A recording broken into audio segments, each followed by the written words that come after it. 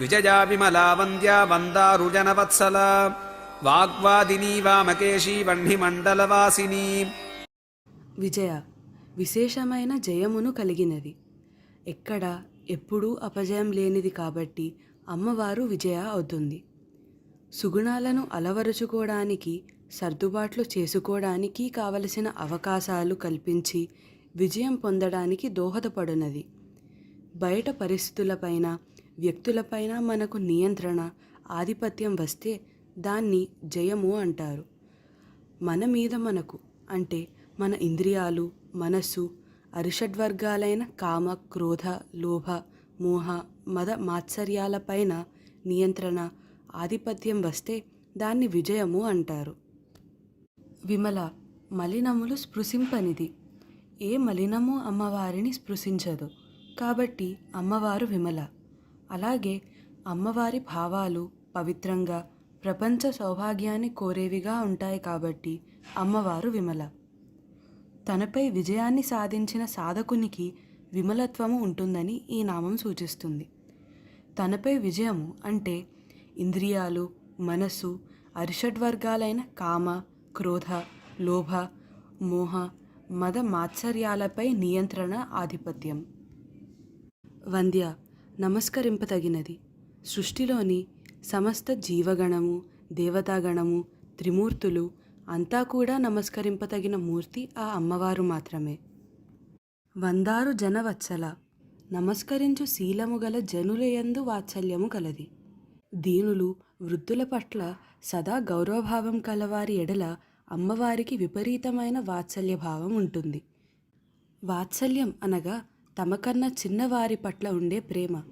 అమ్మవారి ముందు అందరూ బిడ్డలే కాబట్టి అమ్మవారు వందారు జనవత్సల అయ్యింది. వాగ్వాదిని వాక్కులను చక్కగా వ్యక్తపరచగలుగుటకు ప్రేరణిచ్చు పరావాగ్దేవత. వాక్కులతో సాధించలేనిది లేదు. వాక్కు శక్తిని ఇచ్చు దేవత వాగ్వాదిని. ఈ అమ్మవారి అనుగ్రహం పొందాలంటే ఒక్కటే నియమం: ఇతరులను తన మాటలతో నొప్పించకుండా అవసరమైనప్పుడు, అవసరమైన మేరకు మాత్రమే మాట్లాడాలి. వామకేశి వామకేశ్వరుని భార్య. శివుని అవతారాల్లో వామకేశ్వరుడనే ఒక ఆయన ఉన్నాడు. ఈయన భార్య పేరు వామకేశి. ఈమె అమ్మవారి అంశమే. ఈ వామకేశ్వర పేరుతోనే ఒక తంత్రం కూడా ఉంది. దాని పేరు వామకేశ్వర తంత్రం. వామ అనగా అందమైన, కేసి అనగా కేశములు గలది అని విడదీసి అర్థం చెప్పుకుంటే అందమైన కురులు కలది అని ఇంకో అర్థం వస్తుంది. వహ్నిమండల వాసిని అగ్ని ప్రాకారమునందు వసించునది. శ్రీచక్రంలో మధ్యగా మొదట్లో ఉండే త్రికోణ చక్రం ఉంటుంది. దీని మధ్యలో అగ్నిస్వరూపురాలైన జ్వాలామాలిని అనే పేరుగల నిత్యాదేవతచే వెదజిల్లబడిన వహ్నిమండలం ఉంటుంది. ఇక్కడకు ఎవ్వరూ రాలేరు. వచ్చిన భస్మమైపోతారు. అంటే మండలం మధ్యలో మార్తాండ భైరవ రూపంలో ఉండే అమ్మవారితో కలిసిపోతారు. విడిగా ఉన్నప్పుడు ఏ వస్తువుకైనా, వ్యక్తికైనా అస్తిత్వం ఉంటుంది, కానీ అగ్నితో కలిస్తే అగ్ని మాత్రమే ఉంటుంది, ఇతరం ఉండదు. మార్తాండ భైరవుడు అంటే సూర్యమండలం మధ్యలో ఉండే నారాయణమూర్తి. విజయా విమలా వంద్యా వందారుజనవత్సలా వాగ్వాదినీ వామకేశీ వహ్నిమండలవాసిని.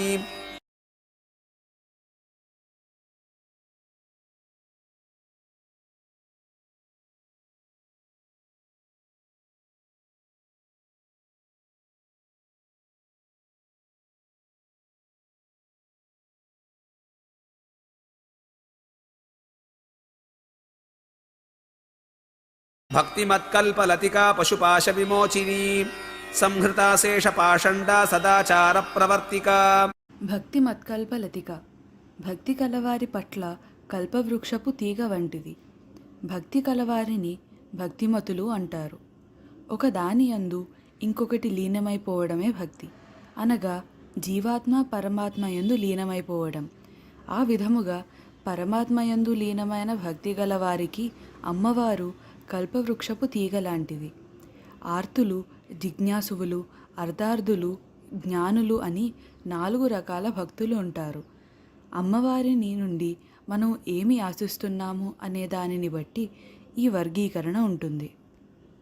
పశుపాస విమోచని వివిధ పాశములచే బంధింపబడు వారిని బంధ విముక్తులను చేయునది.